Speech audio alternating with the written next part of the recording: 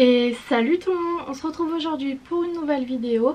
Et aujourd'hui, après les deux premières journées de phase de poule, j'avais envie de faire un tour un peu des favoris que j'avais dans la compétition. Et pour cela j'ai eu le match parfait parce que Portugal-Allemagne c'était un choc en deux favoris de la compétition pour moi. Donc j'ai bien pu analyser ce match et donc faire un peu une analyse de ces deux équipes. Il y a beaucoup de choses à dire, donc je vais rester là pour l'introduction. Et comme d'habitude, si mon contenu vous plaît, vous pouvez laisser un pouce bleu, vous abonner. Et quant à moi, je vous retrouve juste après le générique.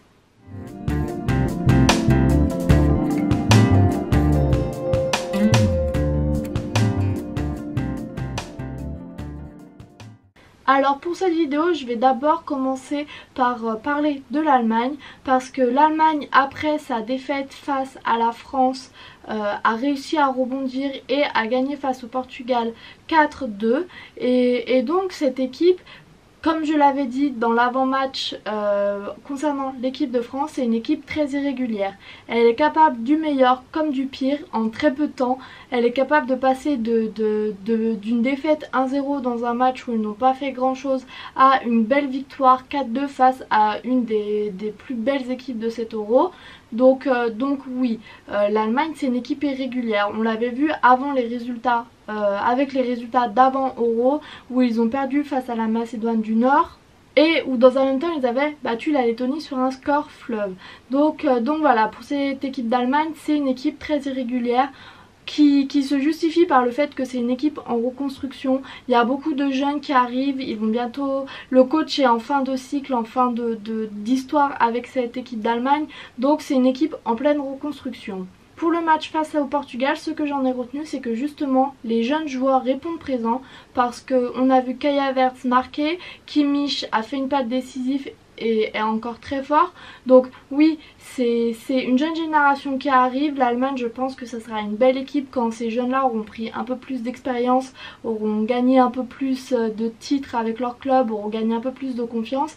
Mais voilà, l'équipe d'Allemagne, c'est une très belle équipe pour dans quelques années. Pour cet Euro, ça va être peut-être un peu juste avec eux parce qu'on a vu que de temps en temps il y avait des coups de mou.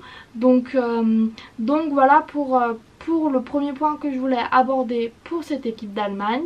Le deuxième point que je voulais aborder avec cette équipe, c'est que cette équipe a su très bien répondre après l'ouverture du score du Portugal. Ils ont même réussi à marquer 4 buts. Même si en soi il y en a deux qui sont contre leur camp, les buts contre leur camp, ça veut quand même dire que l'équipe était dans la surface adverse et a fait une action pour que le ballon rentre dans la cage. Donc voilà, cette équipe, elle a des qualités en attaque, en défense, au milieu. Elle a des grosses qualités. Elle a aussi le mental pour revenir en cours de match quand les choses ne se passent pas comme cette équipe veut. Donc pour l'Allemagne, je pense que c'était un beau match qui a montré que l'Allemagne savait toujours faire de belles choses. Au niveau de la construction du jeu, il y avait de belles choses aussi.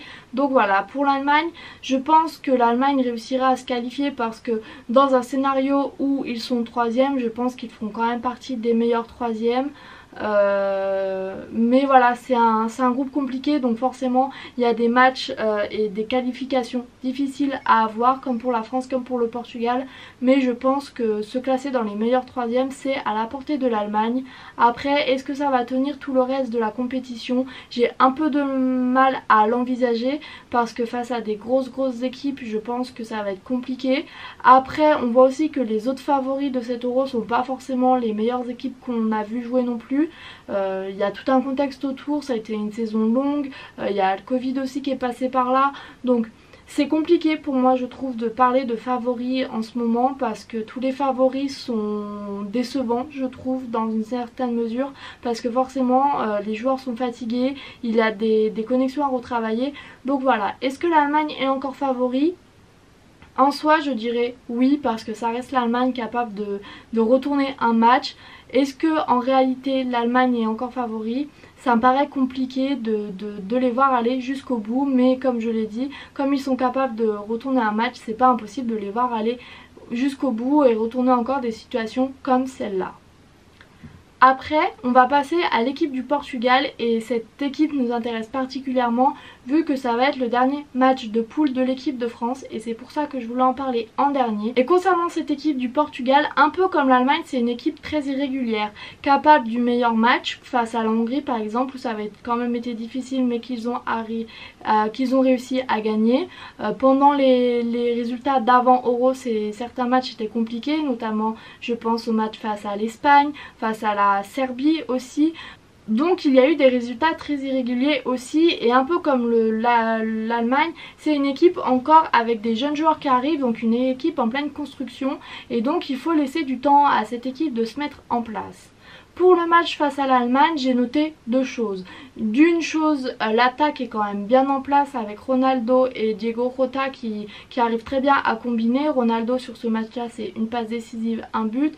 Diego Jota, c'est un but. Donc c'est une attaque qui marche bien et personne n'en a douté, je pense. Le seul problème qu'il y a dans cette équipe, c'est que Ronaldo est peut-être un peu seul et on le voit de plus en plus ces derniers temps. Un homme ne peut pas mener une équipe à la victoire comme Ronaldo et Messi le faisaient peut-être il y a encore quelques années.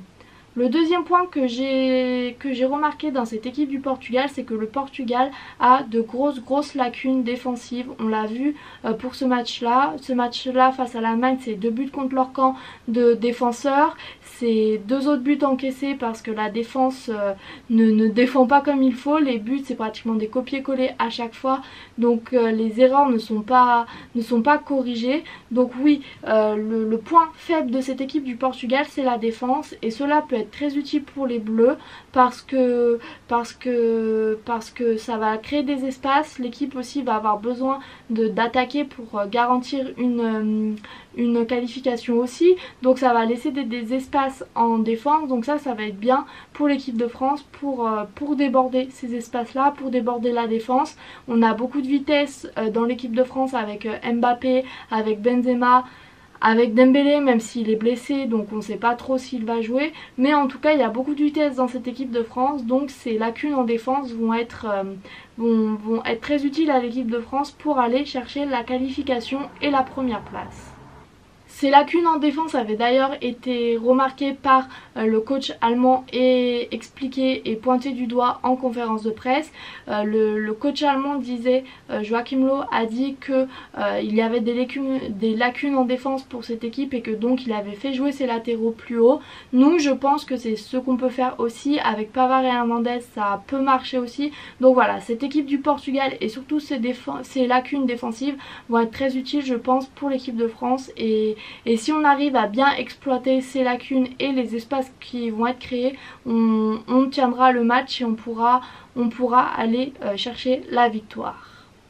Pour finir cette vidéo, je vais me poser la même question que je me suis posée avec l'Allemagne. Est-ce que le Portugal est favori ? Alors sur le papier, oui, pour moi le Portugal est encore favori parce que même s'il y a des lacunes dans cette équipe, on a vu à l'Euro 2016 que le Portugal était capable de jouer collectivement, de se motiver pour aller chercher une victoire. L'Euro 2016 en tant que Française c'est gravé dans ma mémoire, donc pour moi le Portugal il faut toujours s'en méfier. Après j'ai quand même un peu de mal à les voir aller jusqu'au bout avec les qualités qu'il y a ailleurs. Les lacunes défensives pour moi ça va être très pénalisant parce qu'on a beaucoup de joueurs rapides dans cet Euro dans les autres équipes, donc pour moi oui ça va être compliqué pour le Portugal d'aller jusqu'au bout, mais sait-on jamais, on sait aussi que le Portugal sont très forts dans les retournements de situation, donc pourquoi pas voir un peu un scénario comme 2016, on peut l'imaginer, mais voilà, je sais pas trop, comme je l'ai dit pour l'Allemagne, c'est difficile de parler de favoris tellement toutes les équipes ont l'air d'avoir des moments de creux et des faiblesses. Mais à voir, ça rendra l'Euro que plus intéressant à regarder. Et voilà, c'est une vidéo assez... Voilà, c'est une vidéo que je voulais faire surtout parce que c'est deux grandes équipes, c'était un groupe très difficile, le groupe de la France, et le Portugal nous intéresse particulièrement vu qu'on joue face à eux mercredi, donc j'avais envie de faire une vidéo analyse de ces deux équipes. J'espère que cette vidéo vous aura plu et quant à moi je vous dis à demain pour une nouvelle vidéo sur l'Angleterre et salut!